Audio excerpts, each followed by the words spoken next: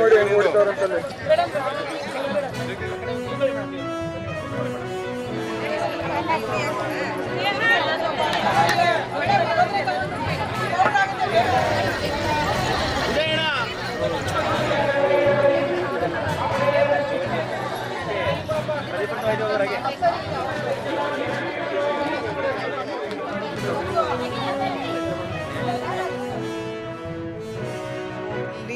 ನಾವು ಬದುಕ್ತಾ ಇದ್ದೀವಿ ಸರ್. ಈ ಮಿಲ್ಲೆಟ್ಸ್ ಎರಾದಲ್ಲಿ ನಾವು ಪ್ರತಿಯೊಂದು ಕಾಯಿಲೆಗೂ BP ಇರ್ಬೋದು, ಶುಗರ್ ಇರ್ಬೋದು, ಎಲ್ಲ ಈವನ್ ಲೇಡೀಸ್ ರಿಲೇಟೆಡ್ ಆರ್ ಯಾವುದೇ ಒಂದು ಕಾಯಿಲೆಗೂ ಪ್ರತಿಯೊಬ್ಬರಿಗೂ ಎಸ್ಪೆಷಲಿ ರಾಗಿ ಕ್ಯಾಲ್ಶಿಯಂ ರಿಚ್ ಸರ್.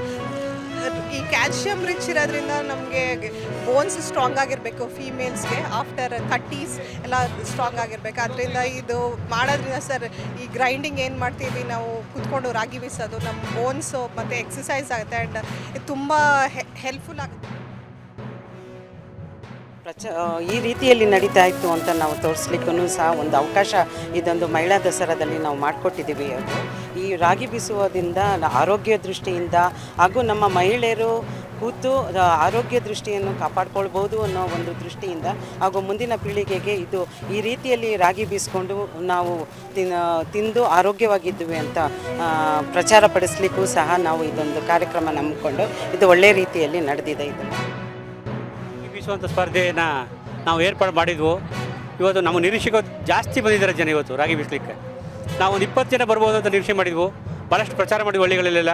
ಆದರೆ ಇವತ್ತು 35 ಜನ ಬಂದು ಇವತ್ತು ಈ ಒಂದು ಕಾರ್ಯಕ್ರಮದಲ್ಲಿ ಭಾಗವಹಿಸಿದ್ದಾರೆ. ನಿಜಕ್ಕೂ ಭಾಳ ಖುಷಿಯಾಗಿದೆ. ಇವತ್ತು ಹಳೆಯ ಪದ್ಧತಿಯನ್ನು ನಾವು ಯುವ ಜನರಿಗೆ ಜ್ಞಾಪಿಸಲಿಕ್ಕೋಸ್ಕರ ಅಥವಾ ಯುವ ಜನರಿಗೆ ಅದನ್ನು ಮುಂದುವರಿಸಲಿಕ್ಕೋಸ್ಕರ ಅದನ್ನು ನೋಡಲಿಕ್ಕೋಸ್ಕರ ಯುವ ಜನರಿಗೆ ಇವತ್ತು ನೋಡೇ ಇಲ್ಲ ರಾಗಿ ಬೀಸೋದು ಎಂಥದ್ದು ಅಂತನ್ನೋದು. ಅದು ನೋಡೇ ಇಲ್ಲ, ಅದಕ್ಕೋಸ್ಕರ ಅವ್ರು ನೋಡಲಿ ಅನ್ನೋ ದೃಷ್ಟಿಯಿಂದ ಒಂದು ಸ್ಪರ್ಧೆ ಇಟ್ಟಿದ್ವು.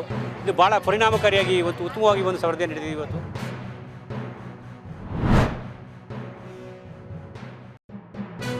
S&P Global Commodity Insights projects this that by 2050, global hydrogen demand will grow at 3.5% annually, reaching 220 million metric tons per year, with 60% supplied by low-carbon sources. I hope you're right. More strength to your elbow. I would like to see by 2050 is too late for me, but 2030 and 20 and that.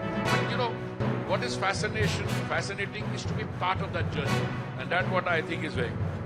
About 30% of this demand will come from new sectors such as transportation, power generation.